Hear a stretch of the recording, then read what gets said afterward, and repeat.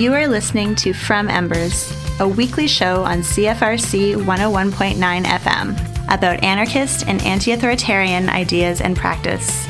We are broadcasting from the traditional territory of the Anishinaabe and Haudenosaunee peoples on land that has come to be called Kingston, Ontario, Canada, because of the thievery and brutality of the Canadian state and its empire-loving parents.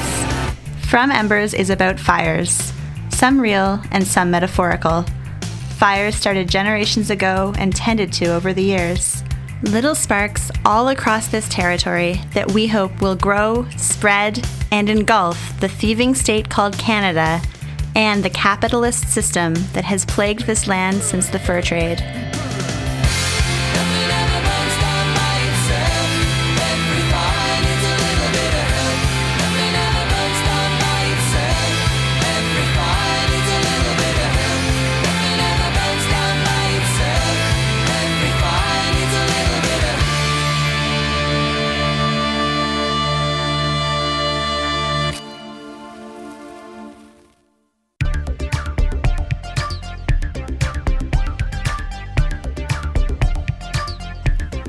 I've been thinking a lot lately about how the world might change drastically as a result of the COVID-19 pandemic.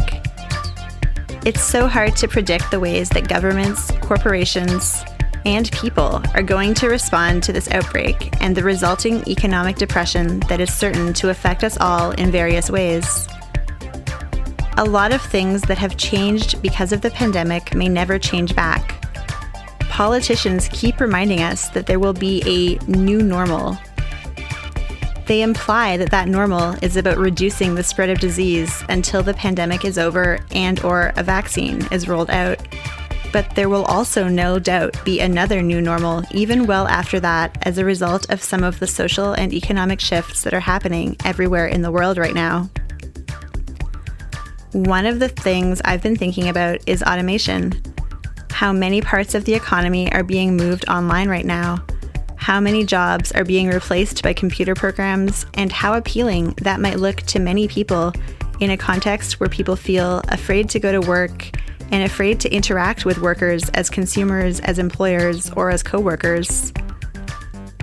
I've been thinking also about how a benefit program like the Canada Emergency Response Benefit, or CERB, that so many of us here are receiving right now, resembles the kind of income replacement scheme that could potentially accompany a new economy that requires less workers or different kinds of workers in the future. There have been lots of critiques of various basic income or universal income schemes by various kinds of people. Right-wingers say it will make us lazy and disincentivize working, which interestingly is one of the stated goals of the CERB in a situation where people are being told not to go to work unless they are quote-unquote essential. From the left, we hear that basic income might replace other social welfare programs that are more attentive to people's actual needs and costs, such as disability benefits, and that it will reduce our power as workers and accompany the elimination of good union jobs where workers actually have some control in their workplaces. All of that said, I'm not someone who romanticizes hard work either, and I'm happy to be receiving benefits and not working right now, not just because of the threat of COVID-19, but also because free money just leaves a lot more space for doing the things that I actually deem important than working a full-time menial job does. Not that that's why the government is doing it, and not that I can at all trust them to keep paying me to do the things that I want to do. I do understand that such a benefit has the potential to make me dependent on the state more than I already was, and I can see around me how the CERB is really rejuvenating people's faith in government, persuading a lot of people that the Trudeau government specifically has people's best interests at heart right now, in contrast to the likes of Donald Trump and his measly one-time $1,200 check. I know that they don't have our best interests at heart, and I feel nervous about the ways that people seem more and more inclined to trust the state here during this crisis, whether it's about benefit programs or about public health wisdom that changes from day to day. Today on From Embers, I'm sharing an interview I did a couple of weeks ago with a member of the It's Going Down media collective. I recently reread a zine they put out last year called Livewire, Against Automation, Against UBI, Against Capital, and I found a lot of stuff that felt relevant to the Canadian context right now, even though they are speaking more specifically about the United States well before the pandemic.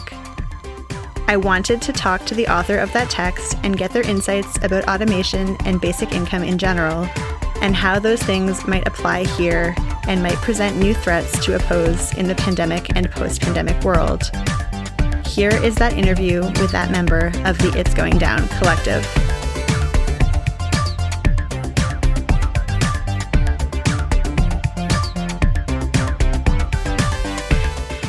Hi, I'm involved in the media collective project It's Going Down. We produce a podcast, run a website, and you can visit us at itsgoingdown.org. All right. And we are here to talk about a text you wrote some years ago, a couple of years ago, I think, in 2018. Is that correct? About automation and universal basic income in the U.S. What are some examples of the trend towards automation that you see in the United States then or now? Sure. Well, the text you're speaking of, in case people want to look at it, it's up on It's Going Down. Actually came out April of 2019, so about a year ago, just for context. This is pre-COVID. There's also a zine version if you want to download it. I think the first thing to point out about automation is that in many ways, it's already kind of all around us. If you think about certain things that have been automated recently, so for instance, if you're younger, you might remember barely like a time in which you might have gone to the bank and there had been like a bank teller. This is for people in the US. I don't know how different it is in Canada, but maybe if you wanted to like get some money out or deposit your paycheck, you would go to the window and there would be a bank teller there. I mean, now there's an ATM for that. Also, probably a thing that a lot of people have noticed is the growth of like self-checkouts at stores. And there's always like one sad person that's like just standing there watching the self-checkout, which seems like the worst job in the world because you have to watch like 20 checkouts. And if you've ever been through a self-checkout, usually it doesn't work half the time and somebody has to come and clear it and so on. So this is at grocery stores, and this is a way to really cut down on the number of workers that are needed up in the front. There's other examples too. For instance, like phone companies, if you call in, usually now there's like an automated system. So these are all examples of jobs that have been automated essentially out of existence, in which a machine has now replaced them. And there's other examples too. Some of these kind of seem silly to us because they're so new and they're like kind of at the cusp of where things are at. So for instance, there might be cleaning robots at Walmart, or sometimes we'll hear like funny stories about like robot security guards in big cities that like somehow stumble into a fountain and drown and kill themselves. So automation, although it's kind of all around us, at the same time seems kind of very far away, because the examples of, for instance, like robots and stuff out in the world is just kind of like, something that's like running around on the floor, cleaning things up. It doesn't really seem like something that's going to replace people in a massive way. But at the same time, there are companies that are literally pumping billions of dollars into things like self-driving cars and trucks, which will probably be one of the things that we'll talk a lot about. But for instance, in the United States, in about 30 states across the U.S., truck driving is the number one job. And that is something that's, at least if current trends continue, is probably going to be decimated in the next couple of years with self-driving vehicles. And that's going to have a massive impact on working class communities, in the sense that people will go from making perhaps $100,000 a year doing a job and, probably being a bedrock of their families, a foundation, somebody that can maybe buy a home, help out their parents who are elderly, put their kids through junior college, stuff like that, will be essentially automated out of the economy. And the question is, where are these people going to go? And I think that it's important also too, when we talk about automation, when you hear capitalists describe it, I mean, for them, this is an inevitable step in the productive process. I mean, they're all investing in this. They're all putting billions of dollars into automating their industries. I mean, for them, this is how they're going to stay competitive in the global market. And, it's just an inevitability. I mean, there's no question. For them, it's not a moral, ethical question of like, will we automate? This is simply going to happen. And so I think that we can't think of automation as something that's apart from capitalism. This is capitalism. This is the productive process of capitalism. And this is where it's going in the modern world. And it's going to have massive impacts on the way that our lives work. And this ties in also to the COVID epidemic. And we'll discuss kind of like how this plays out.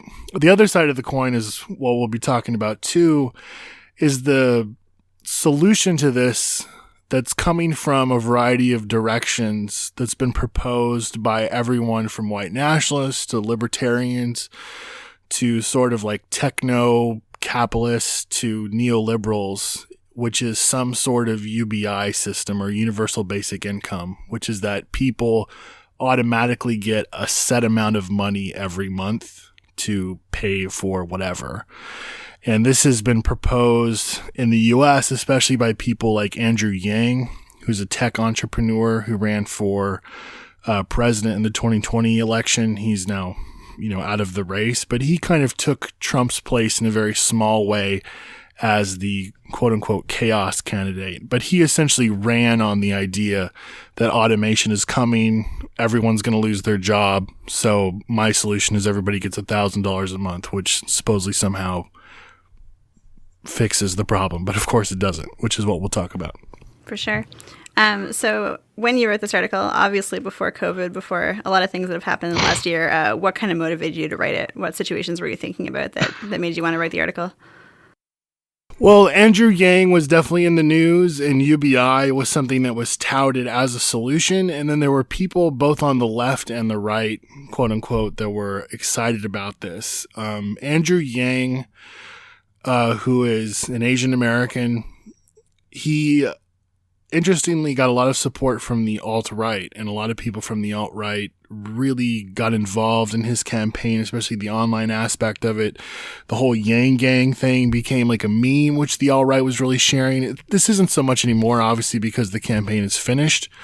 But I mean, if you want an example of this, there's a U.S. White nationalist website called Occidental Dissent, and they wrote a whole article about how, heroically the alt-right had, pushed the Overton window, and then it was because of them that the Yang Gang became so popular that they had popularized the idea of UBI, and that during the COVID epidemic, it was because of them that Trump decided to give everybody $1,200 as a one lump sum, UBI thing, which in the U.S. we're supposedly supposed to get like a check of $1,200,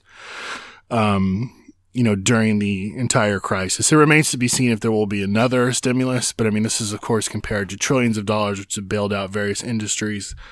But I mean, I don't think I need to explain to anybody that $1,200 is not very much money. And for most people, that's essentially like one, month's rent in, some places. I mean, most places it's much higher than that, but it's certainly not enough to survive on, let alone pay for everything you need to pay for over the several months the crisis has already played out, yet to mention, how much longer we're going to be in this thing. But so there were a lot of people on the far right that were excited about Yang. And then there were a lot of people on the left that were also looking at UBI as some form of socialism, that somehow UBI represented some sort of socialist program, which, I mean, we can talk about, but from my perspective, it does nothing to really redistribute wealth. What it's supposed to do, and this is like based on, what techno-capitalists say, is that it's designed to not only put a lid on possible social rebellion by placating people with a small amount of money, but moreover, give people that are really stretched totally thin, that like are totally broke because of the economy is so messed up, and give them just enough money to basically keep the consumer economy humming. So, like, if you think about even before, the COVID crisis hit, like, especially in the U.S., I don't know I'm not an expert on what's going on in Canada, but I know in the US, for most everyday working class people that are just getting by, I mean, the trajectory is that people were working, this has been since the 70s, people have been working more and more hours for less and less wages, and that people are stretched more and more, completely thin. I mean, more money's going to things like food and rent. People aren't saving as much. People are, just barely hanging by, but yet GDP, or gross domestic product, was going up because people were working more and more hours, and the money was funneling up to the top. So we had just extreme wealth inequality that was growing since the financial crisis in 2008. And the way that they kept basically the system humming and going forward was through slashes on regulations and tax cuts, and making people basically work more for less, and that allowed GDP and profits for corporations to grow since 2008. And with COVID, basically that bubble burst, and that suddenly people weren't able to work because of the pandemic. Martin Ford, who's a futurist that's written a lot about automation, he said, rather than being something that is a massive upheaval of capitalism, automation is actually a way to adapt and extend the system. And I think this is a way that a lot of the kind of quasi-libertarian techno-capitalists really view UBI, is that it's just a way to basically keep capitalism afloat. I would say it's really kind of akin to Keynesianism economics that proposed that there should be a welfare state, or there should be all these social programs in place. There should be sort of a quasi social democratic state in place to make sure that people don't overthrow capitalism. But their argument is, instead of that, and we'll kind of get into why a lot of libertarians and white nationalists support basically gutting the welfare state and replacing it with UBI. But their argument is that instead of basically that Keynesian social democratic approach, that there should just be a UBI program in which people just get a blank check and that's it. But I mean, essentially it's designed to keep the consumer economy afloat, keep people at a very basic level minimum, just at the poverty line, they've just got enough money to cover their bills and stuff. And basically it's just a way to fill in the gaps in which the current economy just isn't able to meet because people are being stretched so thin. And in the case of COVID, just, are physically not able to pay. So in the piece, you also talked a bit about the sharing economy and about gig jobs as a way of ushering in automation. Can you kind of explain that and why that's connected to this sort of trend towards a less formal relationship with our workplaces in general? Well, I think a really good example would be, for instance, the ride-sharing apps like Lyft and Uber. I'm sure most people that are listening to this are familiar with those, and you might even have worked for one of them or maybe currently do. But, gig work is becoming a huge part of, just the everyday economy.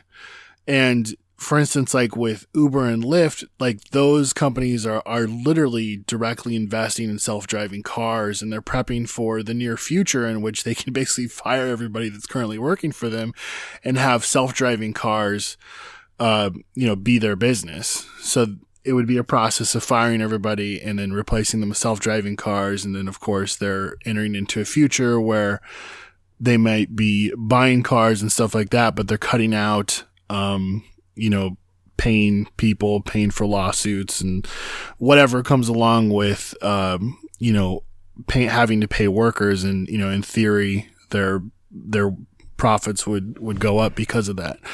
So, I mean, a lot of the gig work that's happening is directly, these companies are directly trying to automate it. So as we switch more and more to so-called freelance or gig economy work, we're also stepping into a reality in which those jobs will probably be automated. There's one Oxford study that came out that said in about 10 years, about 40 to 50% of jobs will be either completely automated or severely negatively impacted by automation. There's other studies that show that in 10 years, more than half the workforce will be working in gig economy or freelance jobs, which is, really incredible when you think about it, that many people. So this is something that's going to like really, impact us in a big way. But I think that, there's a direct correlation between those two things. Like especially as like more and more of us become like just precarious, we're working through apps, we're kind of like picking up jobs here and there.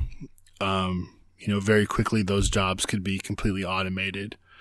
And, especially, with a situation like we're going through right now, where there's not only an increase in strikes, but there's more and more, issues that are erupting because of the pandemic. I'm sure there's even more of a push to completely automate these jobs, and remove people completely, which of course is just about increasing the profits for the people that own these companies. I mean, that's the drive. So I guess like a lot of people who are not concerned about automation would say that like there's going to be new jobs that are associated with automation, and that some of the jobs that are being eliminated are like dangerous or unpleasant or underpaid jobs anyway. So why should we be concerned as like people who work about automation? Like, what's the problem for workers? Well, I think a really good example is if you look at what they are proposing will happen for everyone that's going to be displaced for the self-driving vehicles. And I mean, I encourage people, go on YouTube, like check out some of the, the different like business documentary clips. They're like 10 minutes long. There's some of them that are in the It's Going Down article you can check out. And I encourage people also to really read the article, because there's a lot of links and stuff in there that'll further expand upon what we're talking about. But if you talk to the people that are investing in self-driving vehicles and stuff, and when we talk about that, we're largely talking about, trucks that literally they could just start from Seattle per se and drive all the way to New York within a couple days.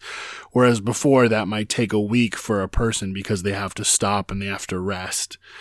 But what they're proposing for the self-driving trucks and stuff is that, well, so people couldn't drive them, but what we do need is we need people to basically pick them up from the fulfillment centers or the warehouses in which the stuff comes in, and then deliver them to, grandma or you down the street. So basically that's where the human element comes in, which is essentially the jobs that we already see right now. So for instance, like a lot of Amazon people delivering items and stuff like that. So that would be kind of like where they're saying the workers would get reabsorbed back into the economy, which of course these are like, low paid jobs. You're just basically doing repetitive work over and over again, where you're driving short distances and dropping them off. I mean, truckers, the jobs have been attacked, but I mean, they've, you could make, $100,000 a year plus, if you were driving. So of course they want to like not only, get rid of those people so they don't have to pay them, but also, I mean, what's been happening within trucking over the last couple of years is that truckers have been pushed more and more and more to drive farther and farther for more and more hours, which has put themselves at risk, and that there's become more and more accidents because people are falling asleep. So automation itself almost becomes kind of like a self-fulfilling prophecy, where it's like, oh, well, these workers are pushing themselves more and more to try to feed themselves and their families, so we should just get rid of them and replace them with robots because it's unsafe, as opposed to like something that would actually, be equitable for the people involved, which is like, hire more people, have people drive for not that long, like have some sort of system in place. But of course, capitalism's not designed that way. It's designed for maximum profit and for goods and services and resources to travel as fast as possible. And of course, I mean, in a post-capitalist world, we can talk about kind of, we'd want to get rid of all this stuff and have something sustainable, local, and maybe we would have to give up some things in order to get that. We wouldn't be able to get, Pokemon cards delivered the next day or something. But yeah, I mean, that's really kind of what's being proposed, is that essentially more like gig economy type jobs. Or just people would be completely just, automated out of existence. Just those jobs,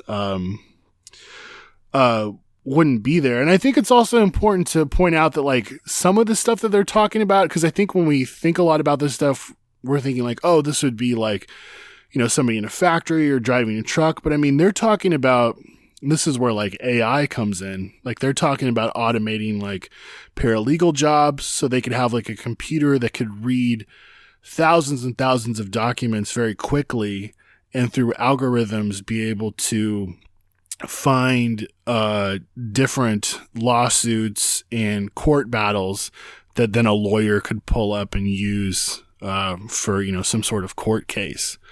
So then they could just fire like a whole team of paralegals that before could take 3 months to go through some stuff, and said you could just get a computer program to do it and it could be done in like a couple hours. I mean, that of course has, all types of crazy repercussions for a lot of different things, but my point is it's not just kind of like blue collar, work. This is stuff that extends beyond that. And I think it's also important to point out, in the United States right now, there's this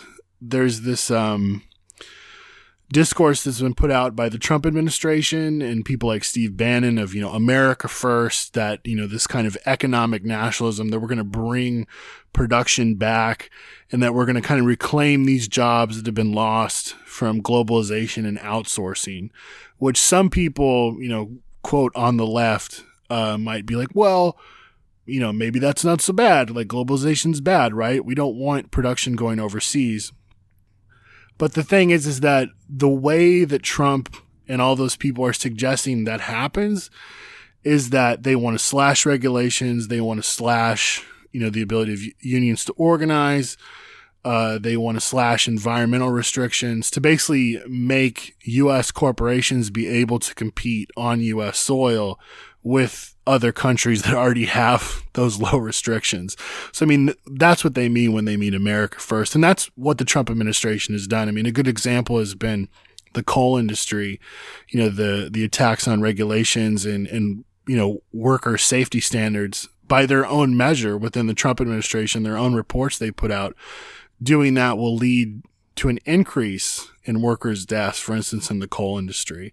I mean, recently the Trump administration has ruled that the EPA will stop regulating certain industries and stuff like that in the wake of the COVID crisis. So, I mean, this is where things are headed.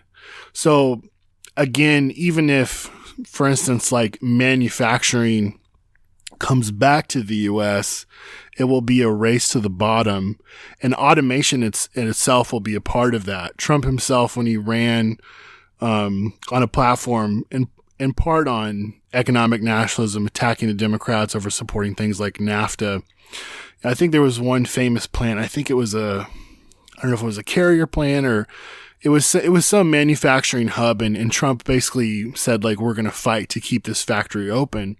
And famously, what the people that own the factory said, they agreed to stay, but they said, well, we will in fact automate most of the jobs that are here out of existence. So we're going to stay in the United States, but most of these jobs are going to be done by robots because we're going to put money into the factory to refurbish it. And out of that will be a new automated system.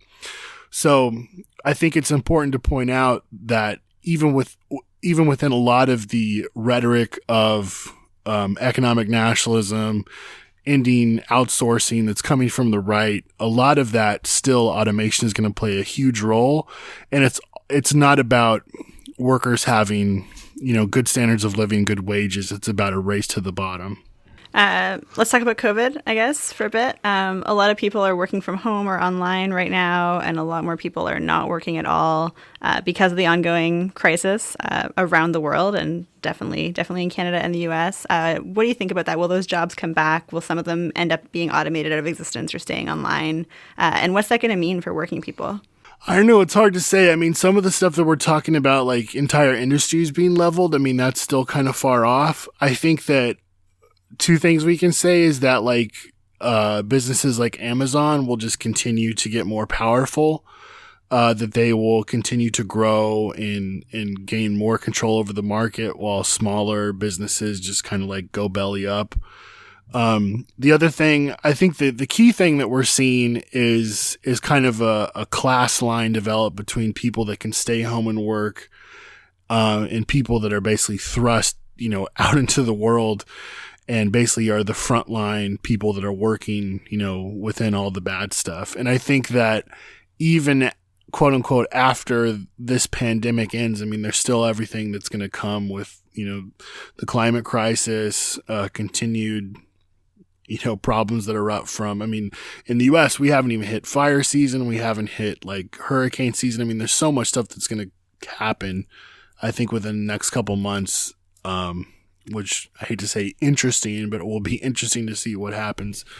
But I think that those will be the two main things that we see is just continued massive inequality, things like Amazon getting even more powerful, if that's, possible, and just kind of a continued kind of class division between people that are working service, gig economy, frontline jobs out in the world, and people that are kind of like in their homes working away. I think kind of those divisions will continue and become more entrenched, even if some of the jobs may or may not get automated out of existence.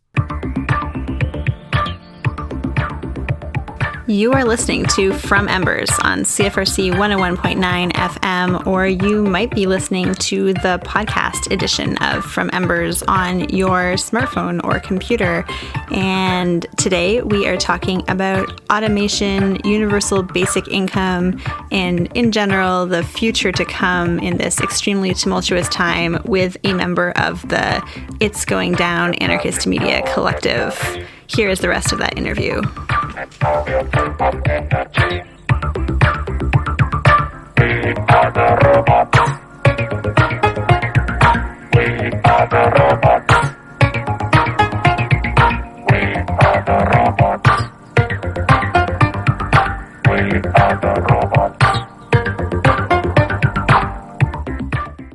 Amazon's an interesting example. Like, I feel like I'm, for the first time ever, seeing people in my social circles, like, telling people to use Amazon.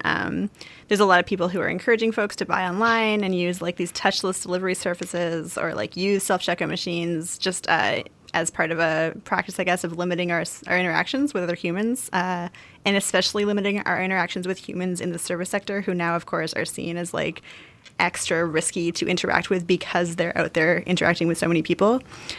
I guess some people would say that, like, forms of automation are a good way to help people stay home and apart from each other right now. What do we do about that? Like, should we oppose that? Should we just go along with it for now?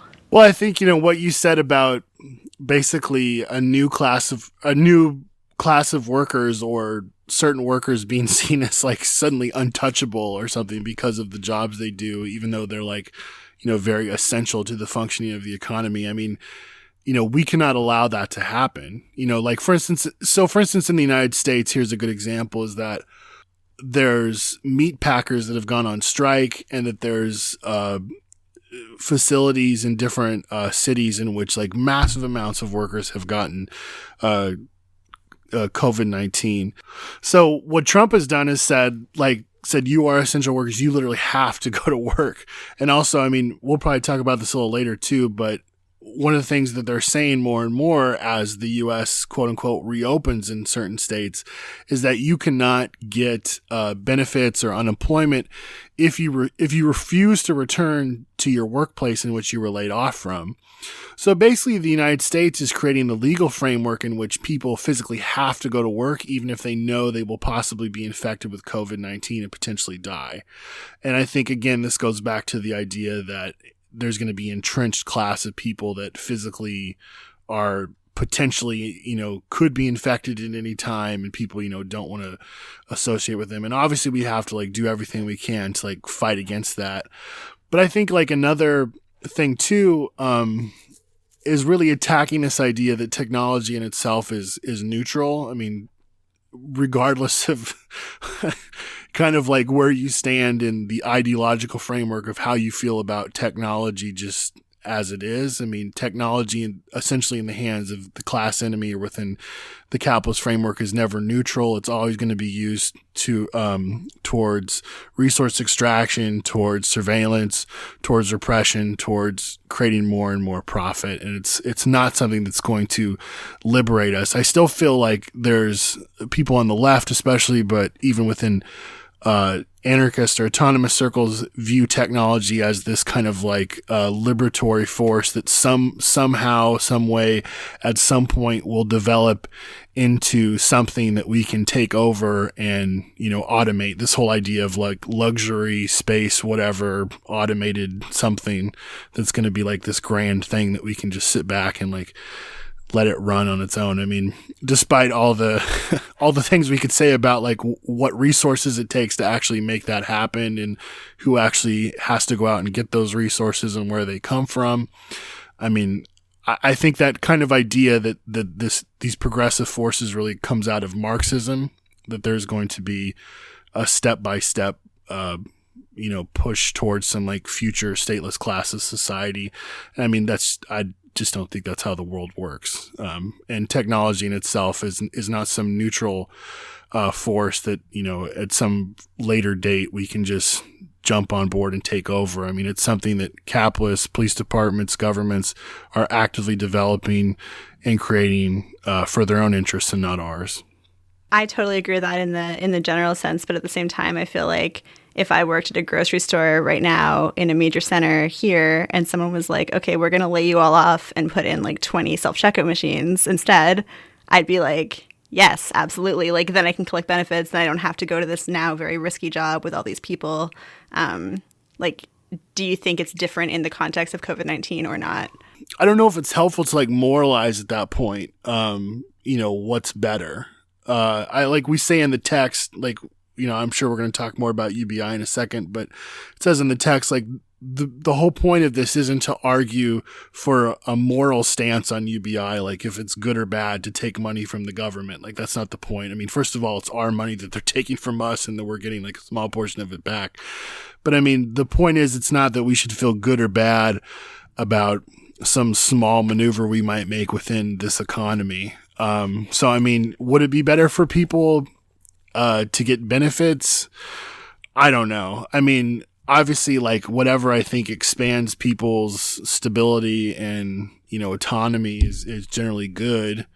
If they can have more control over their own lives. I don't know if whether that's, working in a certain job or if they're getting state benefits. I mean, maybe it's the same, maybe it's not. But yeah, I mean, I would say ultimately, whatever kind of moves the economy makes or, governments decide to implement through regulation, I mean, that's going to be really based on either containing possible social revolt or in maximizing profits for the economy. I mean, that's essentially how the COVID crisis has played out. I mean, if we go back to China, I mean, they were trying to like stop people from talking about it when scientists first were like trying to bring attention to it. I mean, the United States, they've treated, COVID essentially as sort of like an uprising that they've tried to put down, and now they've kind of given up and they're just telling people to go back to work, and they're just essentially accepting that thousands of people will die. There was recently a report that was found by the New York Times from the Trump administration that says in a month from now in July that there will be on average about 3,000 deaths in the United States per day. Right now we're about 2,000. So I mean that's like a 9/11 per day of people that are going to die. And right now they're actively pushing people to go back to work. And I mean, which in itself is, I mean, that's a very intense reality to be living in. But I think again, this goes back to that there will be some people that will be able to kind of sidestep this, and there will be others that are just going to be totally, within the crosshairs. Okay, so I mean, I guess like in essence, the argument is that UBI is something that we should not be excited about because it is, like many social programs, kind of designed to quell social unrest. Why is it any worse than existing income security programs that already exist in certain contexts? Would you say the same thing about like unemployment insurance or various welfare programs like food stamps, things that are in place that, perhaps also serve to pacify people? Well, and again, I would caution against, and I'm not saying you're saying this, but I would caution against us having like some sort of like moralistic stance, like, UBI is bad and, other programs are good. Or I think like, again, looking at who's promoting these things, what they're saying about this is really important, because we can kind of see the ideology and the ideas behind these things. And this is why I think it's important to actually look at why white nationalists and like libertarians have really traditionally backed UBI, which in some ways is kind of strange, because you would think libertarians would, of course, not want to give people free money. Their whole idea is, markets over everything. But the idea that a lot of white nationalists, like for instance, Richard Murray, who famously wrote The Bell Curve, which argues that people of different races have different IQs and, host to a whole bunch of bad things and have, influenced a whole bunch of horrible people that formed now the current alt-right movement. But, their argument is that UBI should, and this is also on the libertarian aspect as well, UBI should essentially replace all of the social programs that people get now. So instead of food stamps, instead of, Section 8 housing vouchers, instead of all these different things that people get currently, you just get one check and that's it. And the problem with that is that in many ways people would get less assistance than they do now, or they would just no longer get guaranteed access to those resources. So before, if you were, for instance, in the United States, Section 8 subsidizes your, the amount of money that you have to pay every month for housing. So for instance, if you just got a check and you were just thrust into the economy and said, okay, you've got a check now, you would no longer have the benefit of being able to find housing at a reduced price. You would just have a check of however much money, and then you would have to go find a place to live. And that maybe if you had evictions on your record or had an arrest record, it would be a lot harder again to find those places to stay. And again, you would have access to less resources. And also the state would no longer say okay, we're actually going to say people need housing. We're going to go out of our way to ensure that people need some sort of housing. And instead, again, you're just getting a lump sum of a check. And this is, of course, what they want to do. To go back to Bannon, famously when he gave a speech at CPAC in 2017, which is an annual conservative convention. This is right when Trump came into office. He said the Trump administration's general plan was the deconstruction of the administrative state, which means destroying essentially the gains made by, the Great Society and the civil rights movement programs of, providing people with social benefits.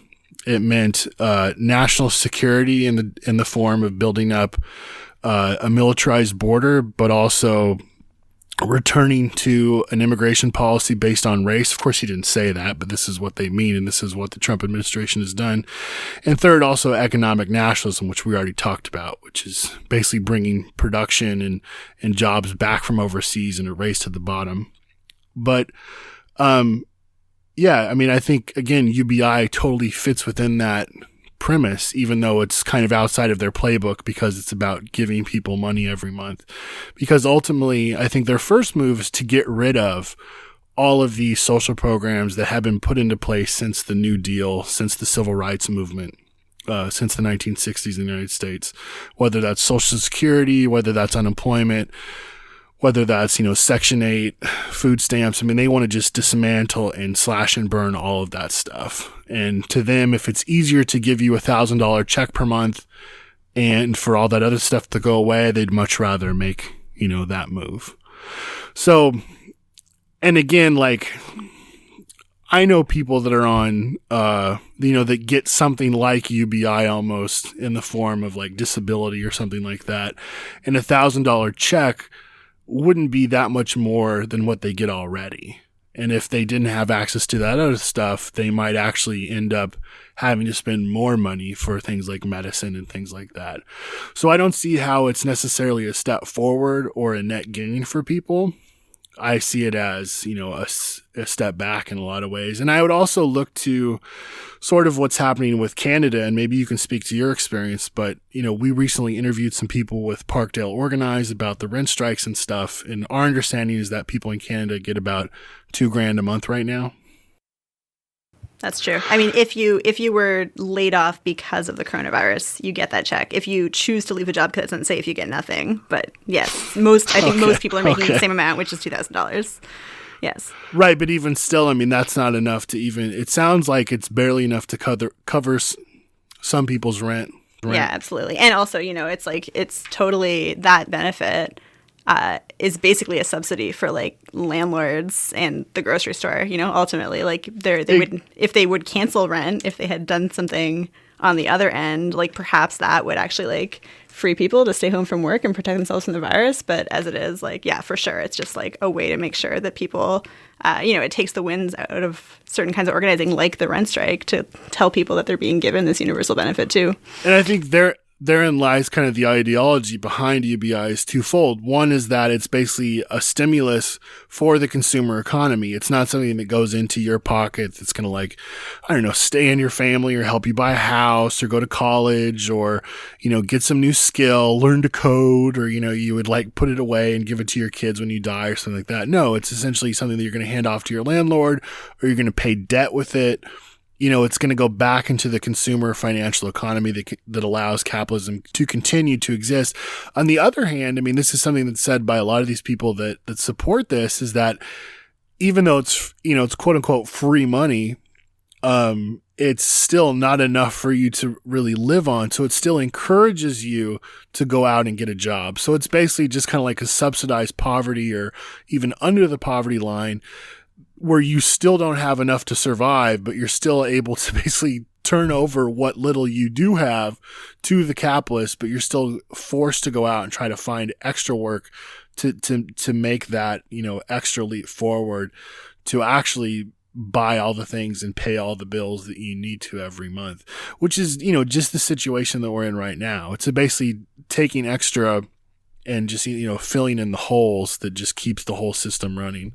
I mean, it's a smart move in a lot of ways. And, it makes sense on there. And so, but again, I mean, to really stress this, I mean, not to say that if tomorrow we woke up and the government was like, hey, we're going to give you, $1,000, like we would be like, no, I will not take it.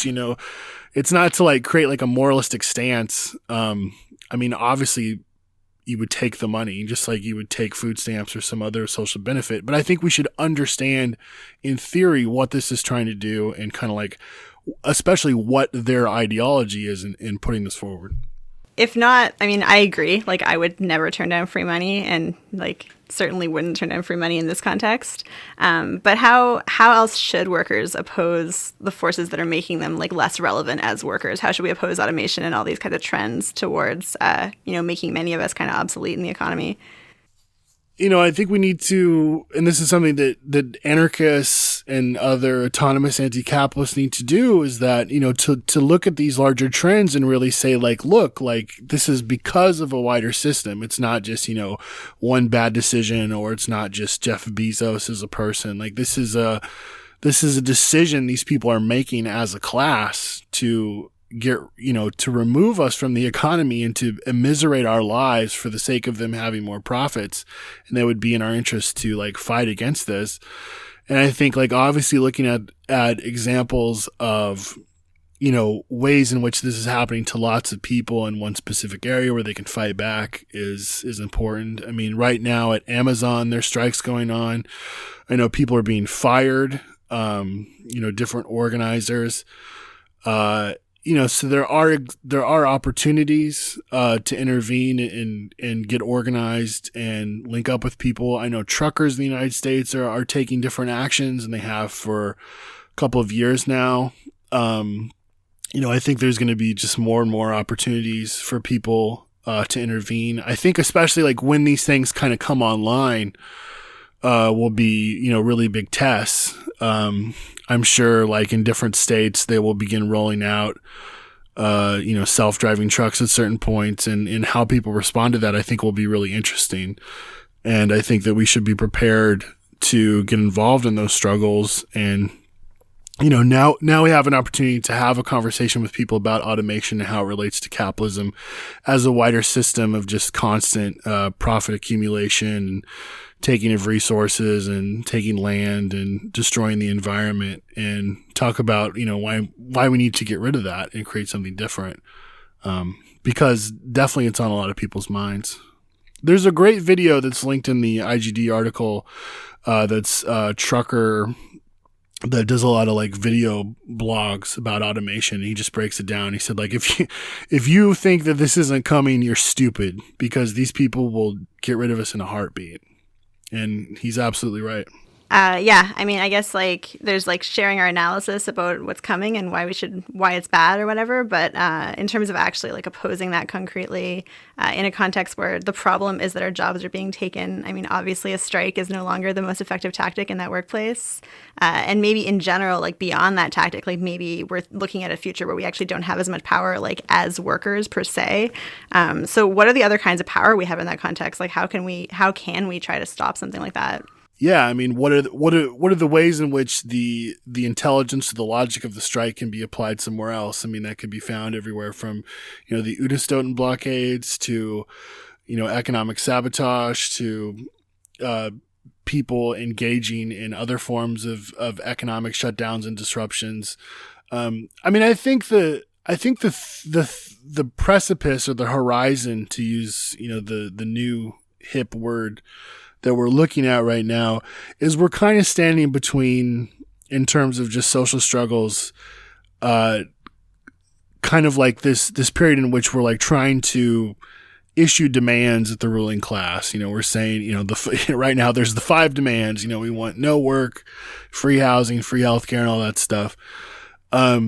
So we're still very much kind of locked in that dynamic, and I think the horizon is in which we're no longer trying to issue demands at the ruling class. Instead, we're trying to create or bring about the conditions in which another way of making decisions and producing the things that we need is actually possible. And of course, I mean, there's no roadmap to that. I mean, within the current crisis, I mean, there's been cool things like, I think in France, people like took over McDonald's to make like a distribution hub. And obviously there's all these mutual aid projects, which are like setting up storefronts and distributing goods and stuff like that. I think part of answering this question is seeing how far those things can go. I mean, how far can we create communal, anti-capitalist, grassroots, horizontal alternatives to what exists right now, and not just in like a very small way, but also in a way that like actually allows people to kind of like divorce themselves more and more from the economy, because that really seems to be the trajectory in which things are headed. I mean, we talk about this all the time on our podcast, but I'm fond of saying, look at what happened with Puerto Rico in the aftermath of all the hurricanes that ripped through that area. And I think that if you want an example of kind of like the future to come for a lot of the areas of the so-called first world within the West, I mean, that's one place to look, is that an area that, just the government really doesn't care about. I mean, it's considered a U.S. territory, but it's been ruled by fiat, by essentially like a board. But I mean, just, whole sections of the island still like don't have power. Utilities have been sold off, privatized. Just the state has kind of like crumbled in some areas, and people have started to form general assemblies to discuss different problems. There's different mutual aid projects which have really come to the fore. But there's a shift in consciousness within a lot of people there that the state is just not going to be an institution that's going to come to rescue them, that they have to do it themselves. And I think that fundamentally has to take hold within our communities now, is that the state is an institution that has its own interests, its own set of things that it wants to protect and expand. And we're just not, we're not just on that list. I mean, if you want an example of that, just look at how, they've handled the coronavirus epidemic. I mean, I think there was one report I read the other day that was like, if Trump would have acted with, just a few weeks earlier, like, tens of thousands of people's lives could have been saved. I mean, right now they're projecting that, upwards of 130,000 people will die just in the U.S. This is the Trump administration's own numbers. And this is just if, the current coronavirus is wiped out within the next couple months. I mean, a lot of people are saying that there's going to be new strands that are going to come around within possibly a year or a couple months that will have new cycles of reinfection. I mean, there's so many variables, but I mean, things could get very bad, and some projections of that several million people within the U.S. will die. But again, like the state has not been an institution which has sought to preserve this social contract of that, we're going to give up some of our freedoms. So, the state will protect us. I mean, it doesn't care. And I think that we need to really, understand that. And by that extension, the economy is about creating massive amounts of wealth. It's not about some equitable future in which we all benefit as, workers that, put our heart and souls into our jobs and stuff. I mean, that's not the reality that we live in. Yeah, I think a lot of that stuff can look so much clearer under a right-wing government than it does when the state is doing a better job of creating the illusion that they do have your best interests at heart. You're obviously old enough to remember like the pre-Trump era, which is like not so long ago. You also had like a smiling, friendly president in the White House. What would you say to people in that kind of position through this, who maybe it's like a little bit harder to persuade our friends and people around us that the state and capital, in fact, do not have our best interests at heart here and are not doing what needs to be done to keep us safe and healthy in the long term? Well, I mean, like in the U.S., like what has Bernie and the squad done, other than say we're going to abolish ICE and then get into power and then give more money to the government to run ICE prisons? I mean, like what have they done? Bernie even voted for the last, budget proposal, I think, or the last stimulus package that allowed this huge bailout to happen. So, I mean, lately what I've seen AOC and like Bernie have done is just kind of run around and chase the social movements, tweeting about or holding, like AOC held some, online town hall about mutual aid, where she even had a Kropotkin quote on like the little image thing that they were promoting it on. So, I mean, they're actively chasing the social movements. They're not trying to, throw a Molotov into the gears of the Trump regime or anything like that. I mean, they literally have no power. I mean, the power is in the streets. The power is in the people fighting back and trying to create something different. And I think that, the more energy we put into just creating this fever dream alive that somehow the Democratic Party, which is literally the oldest political party in the United States, the party of slavery, is going to somehow become this liberatory force that, frees everyone is just ludicrous. I mean, it's not going to happen. And the idea that somehow that we're going to wade through the institutions in the next 10 years that's needed to, if that's even the yardstick of time that we have to like make a change in terms of the climate crisis. I mean, it's not going to happen. It's not going to happen. I mean, just in terms of like what's physically possible, it is now realistically more possible that there's going to be a global revolution in which people put their own interests over that of, power and capital, than that we're going to somehow wade through the institutions of power and capital and like make it something that it's not. I mean, that's just the reality. So, I mean, people need to, wake up. It's, I mean, elections are not the way in which the world is going to change. I mean, even within the United States context, I mean, hardly anyone is talking about, Biden versus Trump. I mean, no one is excited about it. I mean, it's literally one racist rapist against another. There's there's nobody that's excited about it. I mean, if you look at both of them, I mean, they're almost essentially mirror images of each other.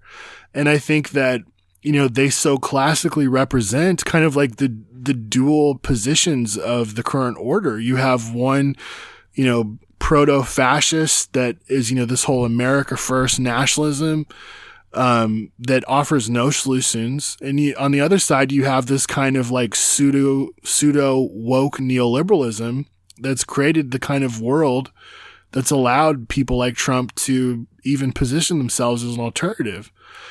And I mean, if there's any silver lining too, I mean, again, to go back to, the Clintons and Obamas, I mean, remember that was when, at least in the United States, the anarchist movement really came to the fore. I mean, we had the growth of groups like Anti-Racist Action that had, hundreds of chapters across the United States, the growth of the anti-globalization movement.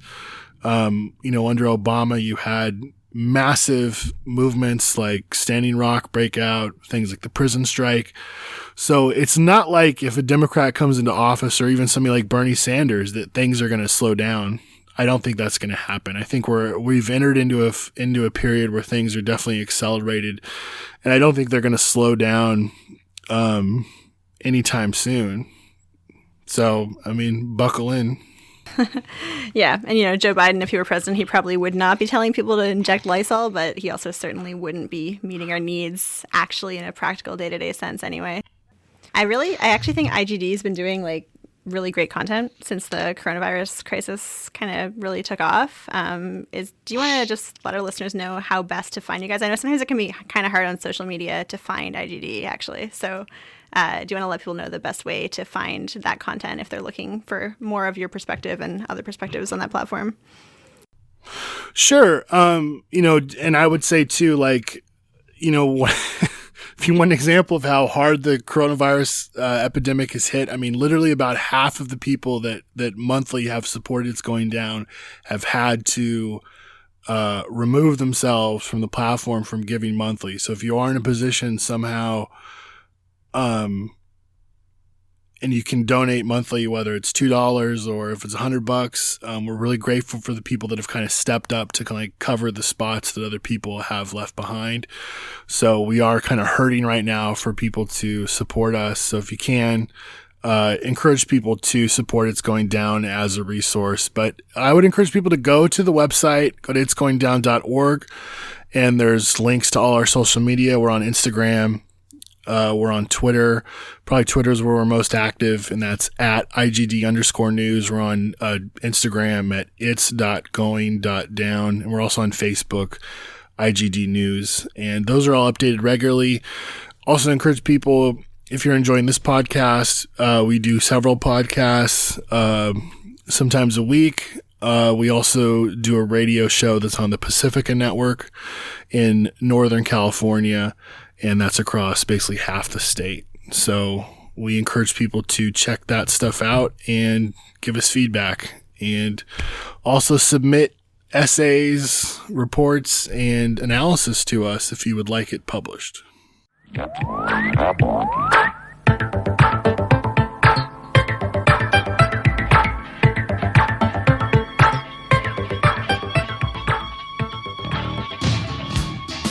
That's all the time we've got today on From Embers, your weekly anarchist radio show here on CFRC 101.9 FM.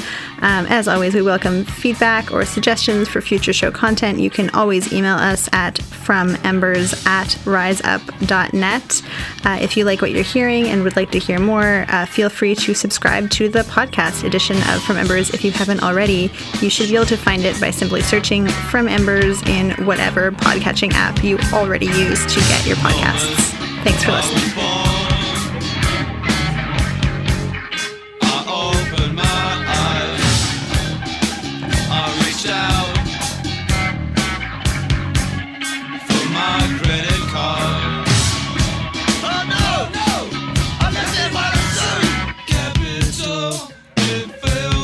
Now, comrades, let us seize the time. Capital, it fails us now. Comrades, let us seize the time.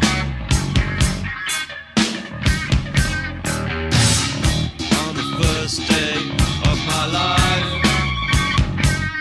I opened my eyes. Guess where? Superstar, surrounded by luxury goods. I need a freezer, I need a hot five.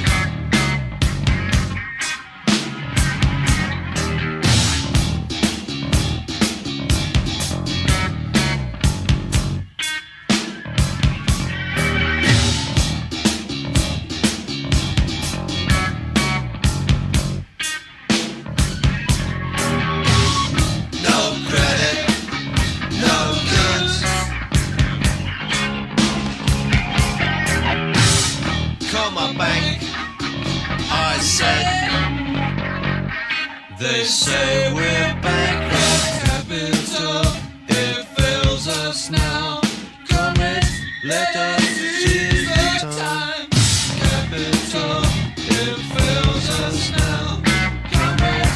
just seize the time.